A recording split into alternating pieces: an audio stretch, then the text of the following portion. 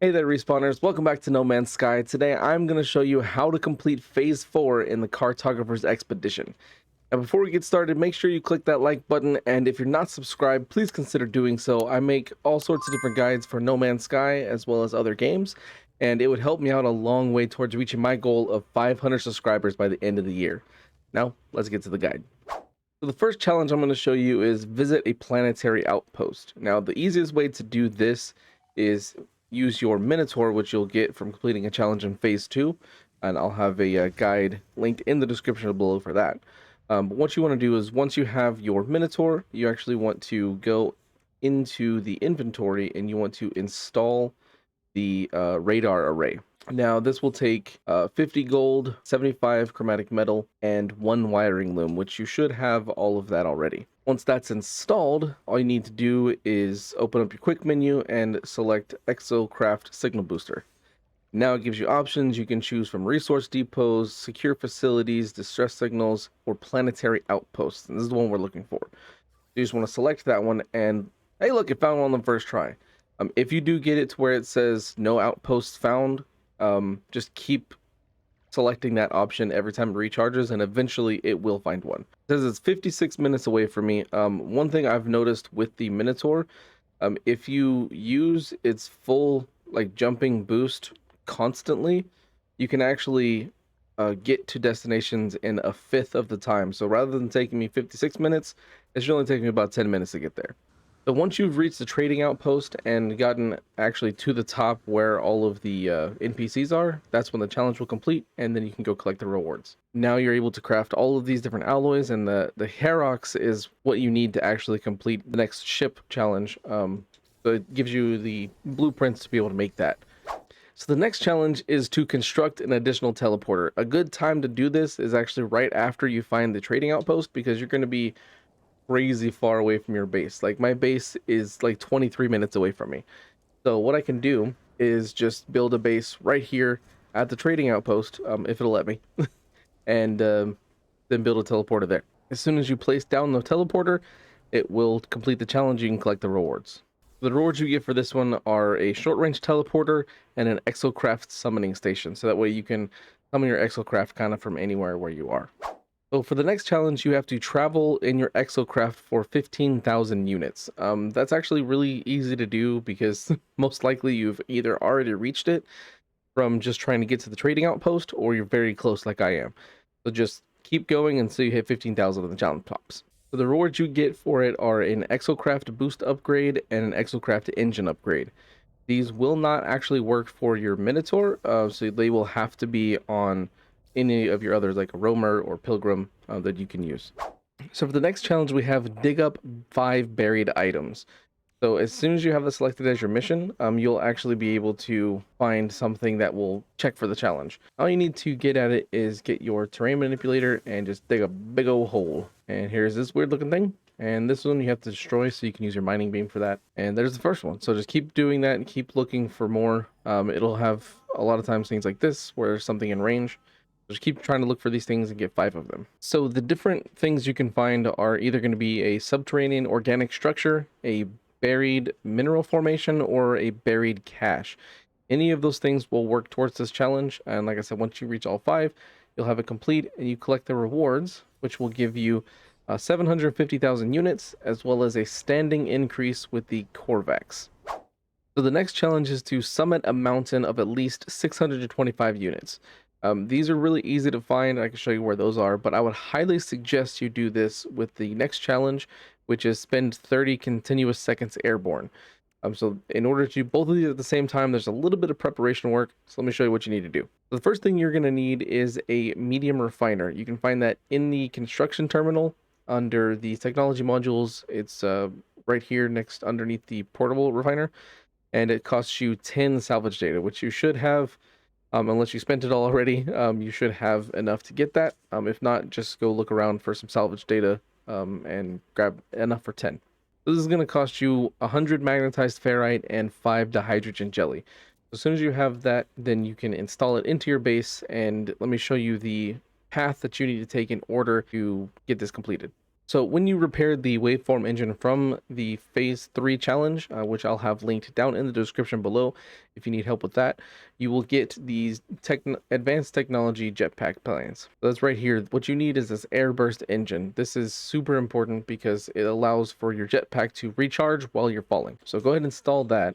Now you'll notice it takes 150 chromatic metal, it takes 150 oxygen, but it also takes 150 phosphorus. Unfortunately, phosphorus is not a resource that you can just locate or purchase.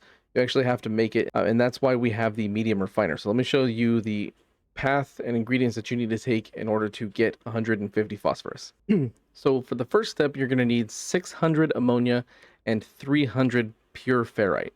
When you combine those together, that will give you 300 dioxide. So go ahead and make that, and then we'll move to the next step. So now that you have your 300 dioxide, you'll need to combine that with another 150 pure ferrite, which will give you the 150 phosphorus. So the type of mountain that you're looking for is actually one just like this one in front of me. It's super tall, kind of spiky at the top. That's what you're looking for, and that's the mountain that will complete the challenge for you. So let's head over there. All right, so here we are at the base of the mountain. You can see it's huge. So No Man's Sky has this nice little mechanic where if you are traveling up a straight surface, you have infinite jetpack. It's designed so that way you won't get stuck somewhere. So all you need to do is go up to it and then just hold down your jetpack button and just keep moving forward as well, because that way you'll keep close to the actual mountain itself. The first mountain I came across wasn't quite tall enough, and the second mountain I came across also wasn't quite tall enough. But I did find a workaround that will let you reach the height requirement as well as the height you need to get 30 seconds airborne. So what you want to do is once you find a mountain and climb to the top of it, like I showed you previously, build the base computer right at the top. As soon as you build the base computer, you'll need to actually use the small alloy panels. The regular size ones won't actually place. So these small alloy panels is what you have to place at first. And then you want to use alloy ramps and then just go straight up as high as you can go. So I just made it. It took me about 35 ramps. It could be more, it could be less for you. Just depends on how high you already were. And then you can collect the rewards for that one, which will give you the rocket boots plans. So now that you're here and you've done that and you're ready to do the Rocketman challenge, I would highly suggest building a platform and a save point.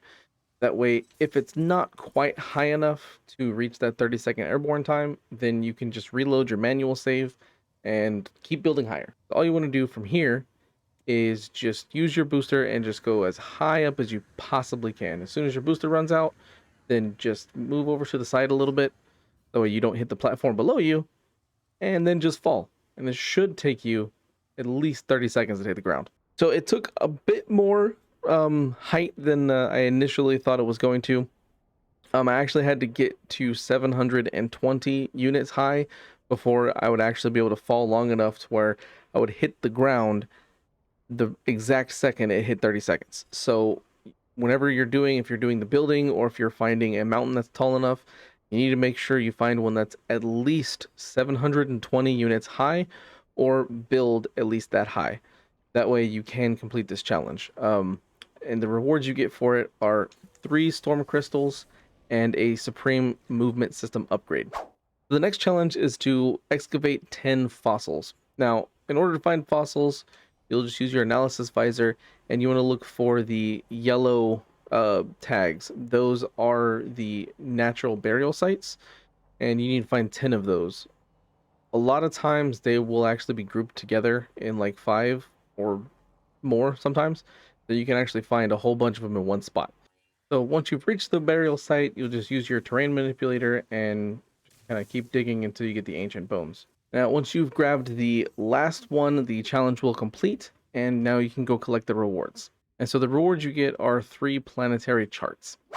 Now, for the final mission, you need to restore the starship life support systems. So in order to do that, you want to be in your starship, and it'll take 63 condensed carbon and 2 Herox. And I'm going to show you how to get the Herox. So in order to make one of these, you'll get the recipe from the trading outpost mission in this phase, and it only costs you about 50 ammonia and 50 ionized cobalt. So it's really easy and cheap to make. Go ahead and make 2 of those, and then just put both of them into the starship. Once that's done, it should complete the challenge for you.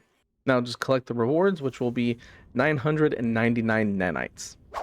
Now that you've completed phase 4, you can go ahead and collect the rewards for that, and I'm going to hop over to my creative save and show you how to get them and what they look like.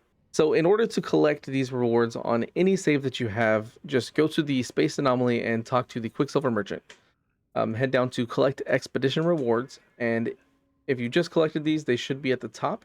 It's the cave creeper, the fingery deposit, the saucer fungus, the veined flat caps, and the troglo tulip. So here we are in my base, and we've set them all down. So this is what they look like. You've got the saucer fungus, the cave creeper, troglo tulip, veined flat caps, and the fingery deposit. So this is what they all look like. I don't know if they're supposed to be grayed out. Maybe it's because they're on wood and not in the ground or something. But yeah, now you can decorate your bases with these cool looking things. And the way to find them is actually in the exotic decorations tab. I think this tab actually gets created once you collect these rewards. And that is how you complete phase 4 in the Cartographers Expedition. I will be having my guide for how to complete phase 5 releasing very soon, so be sure to have your notifications turned on so you can get notified when it gets released. Thanks for watching.